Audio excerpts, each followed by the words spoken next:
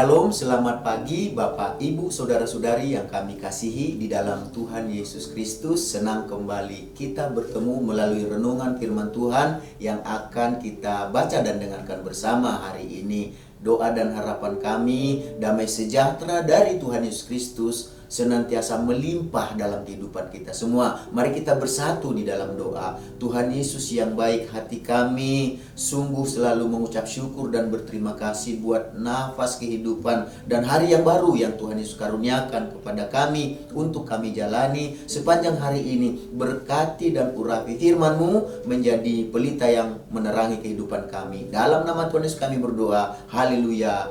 Amin. Renungan firman Tuhan yang akan kita baca dan dengarkan hari ini tertulis dalam Matius pasal yang ke-10 ayat yang ke-16.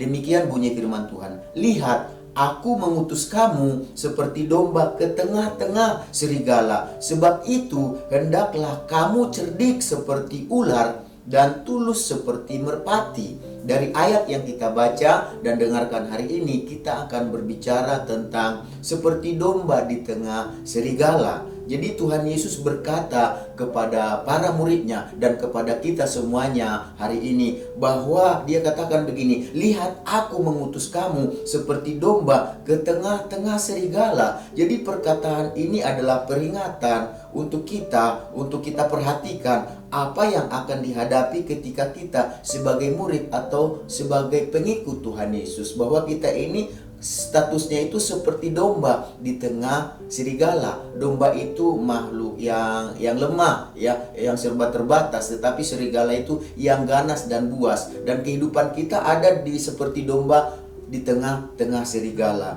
Jadi Tuhan Yesus pada saat itu memperingatkan para murid dan kita semua supaya kita mempersiapkan diri kita, supaya kita tidak kaget terhadap berbagai cobaan dan tantangan yang akan kita hadapi sebagai murid Tuhan Yesus, sebagai pengikut Tuhan Yesus. Jadi sebagai pengikut Tuhan Yesus, para murid ada dalam situasi pada saat itu dan pada saat ini juga sebagai pengikut Kristus, kita ada dalam situasi seperti domba di tengah serigala. Dan itu berarti para murid dan kita akan menghadapi berbagai cobaan, akan menghadapi berbagai tantangan dalam menjalankan tugas yang diberikan kepada kita, kepada murid oleh Tuhan Yesus pada saat itu dan pada saat sekarang. Jadi kita akan menghadapi berbagai bahaya, kita akan mengalami berbagai penganiayaan, kita akan mengalami berbagai penolakan dan ejekan dari orang-orang di sekitar kita karena kita ini pengikut Kristus.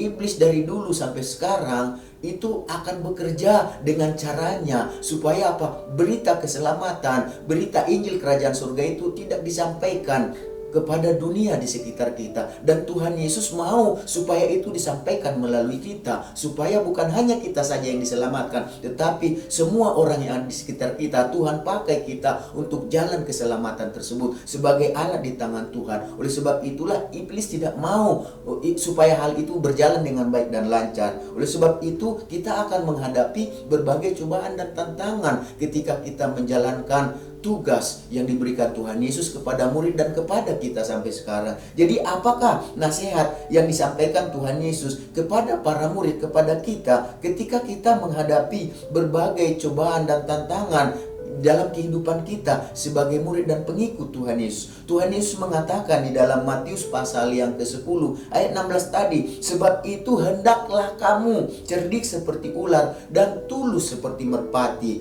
Jadi kita diharapkan cerdik seperti ular dan tulus seperti merpati. Itulah yang Tuhan Yesus sampaikan kepada kepada muridnya dan kepada kita. Supaya apa? Supaya kita cerdik seperti ular, tulus seperti merpati di tengah-tengah berbagai cobaan dan tantangan kehidupan kita sebagai pengikut Yesus. Jadi cerdik yang dimaksud, cerdik seperti ular adalah suatu kemampuan, suatu cara untuk membaca situasi, untuk bereaksi serta bertindak dengan bijaksana.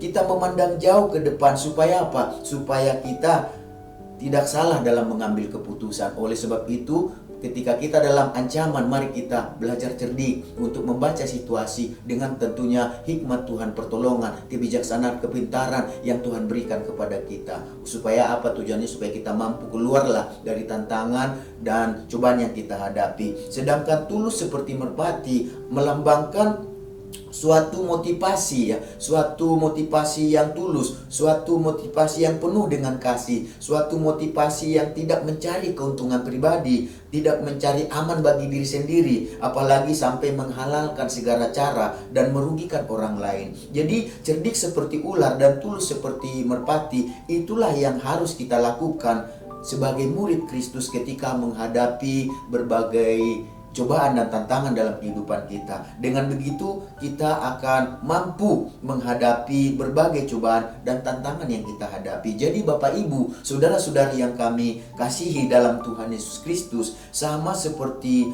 para murid Tuhan Yesus menghadapi berbagai cobaan dan tantangan, begitu jugalah dalam kehidupan kita sebagai orang percaya, sebagai pengikut Kristus. Kita tidak akan luput dari berbagai cobaan dan tantangan. Kita akan berhadapan dalam kehidupan kita selama kita masih ada di dalam dunia ini. Selama kita menjadi pengikut Kristus, kita akan menghadapi berbagai cobaan dan tantangan sebagai pengikut Kristus. Tetapi sekalipun begitu, marilah kita belajar untuk mempercayakan, untuk menyerahkan kehidupan kita kepada Tuhan Yesus. Kita percaya bahwa Tuhan Yesus menyertai kita. Dia tidak meninggalkan kita, Dia ada bersama kita. Tuhan Yesus akan memenuhi kita dengan rohnya, yaitu Roh Kudus, dan Roh Kudus itu akan memberikan kita kekuatan, kepekaan untuk memperingatkan kita akan berbagai ancaman, tantangan, cobaan yang ada, yang akan kita hadapi dalam kehidupan kita. Dengan pertolongan Kristus, dengan kuasa Kristus, dengan kemampuan yang diberikan oleh Kristus, kita akan dapat bertahan untuk menghadapi semuanya. Dan orang yang bertahan sampai kesudahanlah yang akan diselamatkan oleh Tuhan. Seperti yang dikatakan di dalam Matius pasal yang ke-10 ayat yang ke-22. Dan kamu akan dibenci semua orang oleh karena namaku, tetapi orang yang bertahan sampai pada kesudahannya akan selamat. Jadi Bapak Ibu saudara-saudari yang kami kasihi dalam nama Tuhan Yesus, bertahanlah